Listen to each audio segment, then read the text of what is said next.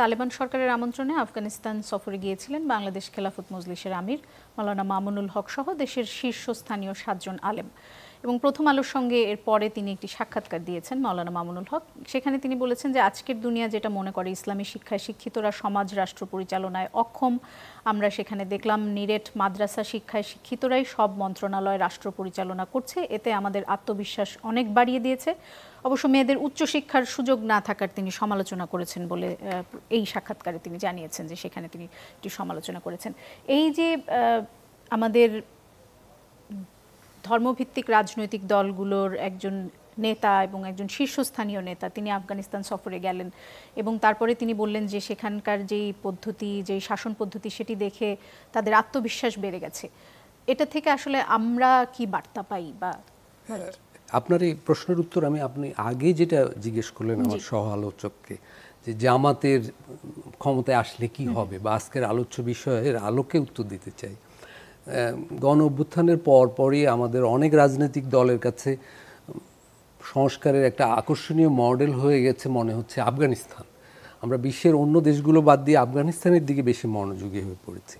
আপনি যেটা বললেন যে জামাত ইসলাম বলছে যে তাদের ফরমাল যে আমরা 3টি বিষয়ে গুরুত্ব দেব, শিক্ষা, সামাজিক ন্যায় বিচার এবং দুর্নীতি। এটা কিন্তু একটা পজিটিভ দিক। আমাদের এখানে আসলেই একটা দুর্নীতি বিরোধী রাজনীতিক সংস্কার উদ্যোগ দরকার, সামাজিক ন্যায় বিচারও জরুরি এবং শিক্ষার ক্ষেত্রেও সংস্কার দরকার। শিক্ষাকে আমাদের গুণগতভাবে অনেক উন্নত করা উচিত। কিন্তু মুশকিল হলো যে জামাত ইসলাম সম্পর্কে জনগণের অন্য কনসার্নগুলো আছে। রাজনৈতিক দল হিসেবে তারা ওইটা বলছে বটে, কিন্তু মানুষ ভাবছে যে জামাত আসলে এখানে শরিয়া শাসন হবে, যেটা আপনিও বললেন, অনেক জামাতের অনেক নেতা টকশোতে সেটা বলেছেন। এখন শরিয়া শাসন মানে একটা ধর্মভিত্তিক শাসন, ধর্মতান্ত্রিক রাষ্ট্র কাঠামো গড়ার ব্যাপার। তার মানে এখানে আমাদের সংবিধান যেটা বলছে বা আমাদের আইনি ব্যবস্থা যেটা বলছে তার একটা আমূল অদল বদল ঘটে যাবে। কারণ আমাদের এখনকার সংবিধান এবং আইনি ব্যবস্থার ভিত্তি হলো যে জনগণই সকল ক্ষমতার উৎস, কিন্তু শরিয়া শাসন সম্পূর্ণ ভিন্ন মত হবে, ভিন্ন ধরনের হবে। এবং আপনি যেটা বললেন আফগানিস্তানেও সেই ধরনের শাসনের ব্যাপার ঘটে গেছে। তা এখন কি আমরা কি ওই ধরনের যাব কি না সেটা জনগণের কাছে জামাত ইসলাম বলতে পারে এবং নিশ্চয়ই নির্বাচনে জনগণ সেইভাবে রায় দিবে। বাংলাদেশ যদি তার এখনকার সংবিধান, তার সমস্ত আইনি ব্যবস্থা আমূল বদল করে একটা ধর্মতান্ত্রিক রাষ্ট্রের দিকে যেতে চায়, শরিয়া ভিত্তিক রাষ্ট্রের দিকে যেতে চায়, সেই মানে সিদ্ধান্ত নেওয়ার ক্ষমতা কিন্তু জনগণের। এখন যেই রাজনীতিবিদরা আফগানিস্তান গিয়েছেন তারা জনগণের কাছে তুলে ধরতে পারেন তাদের বক্তব্য, সেই অধিকার তাদের আছে। কিন্তু জনগণের দিক থেকে আমি দুই একটা কনসার্ন বলতে পারি। যেমন জামাত ইসলামের কিন্তু তাত্ত্বিক হলেন মাওলানা মওদুদী। উনি কিন্তু নারীদের বিষয়ে, সংখ্যালঘুদের বিষয়ে সুনির্দিষ্ট বলে গেছেন যে ওনারা ক্ষমতায় আসলে এই যে ধরনের রাষ্ট্র হবে সেখানে নারীদের কী ধরনের মর্যাদা হবে, নারীরা নেতৃত্বে আসতে পারবে না, সংখ্যালঘুরা জিম্মি হবে, সংখ্যালঘুদের আলাদা কর দিতে হবে থাকার জন্যে। ফলে এই ব্যাপারগুলো কিন্তু জনসমাজে ভাবনা আকারে আছে। ফলে যেই রাজনীতিবিদরা বলছেন যে আফগানিস্তান হবে আমাদের মডেল রাষ্ট্র, সেগুলো তার মানে এখানে শরিয়া ভিত্তিক ওইরকম রাষ্ট্রের কথাই তারা ভাবছে।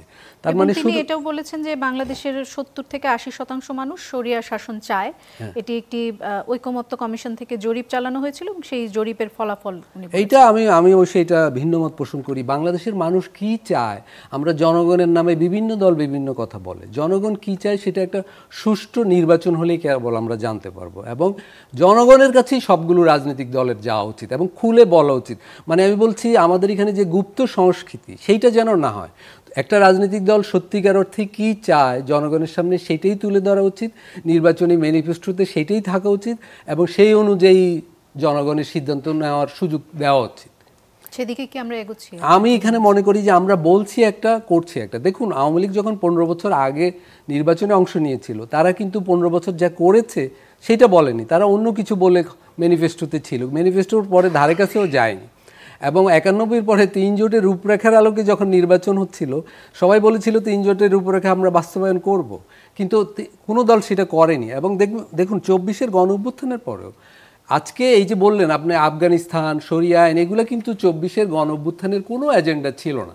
গণ অভ্যুত্থান হয়েছে বৈষম্য কমানোর জন্য, শ্রমিক, কৃষক, নারী, মানে যারা বৈষম্যের শিকার সমাজে তাদের ভাগ্য পরিবর্তনের জন্য। কিন্তু এখন কৃষকের, শ্রমিকের, দালিতের, সংখ্যালঘুর, নারীর ভাগ্য পরিবর্তনের কোনো আলাপ আলোচনা জাতীয় ঐকমত্য কমিশনে, রাজনৈতিক দলগুলোর আলোচনায়, টকশোতে একদম নেই, শূন্য। এখন আলোচনা চলে গেছে আফগানিস্তানে, আলোচনা চলে গেছে ভারতের সাথে যুদ্ধ করা, আলোচনা চলে গেছে শরিয়া আইন হবে কি হবে না। সম্পূর্ণ আমি বলবো যে 24-এর অভ্যুত্থান থেকে আমরা 100% 360 ডিগ্রি ঘুরে গেছি এবং যে রাজনৈতিক দলগুলো পুরো এজেন্ডাগুলো বদল করে ফেলেছে। এইটা 24-এর অভ্যুত্থানের সাথে 1 বছরের ভিতরে একটা বিশ্বাসঘাতকতা ঘটে গেছে।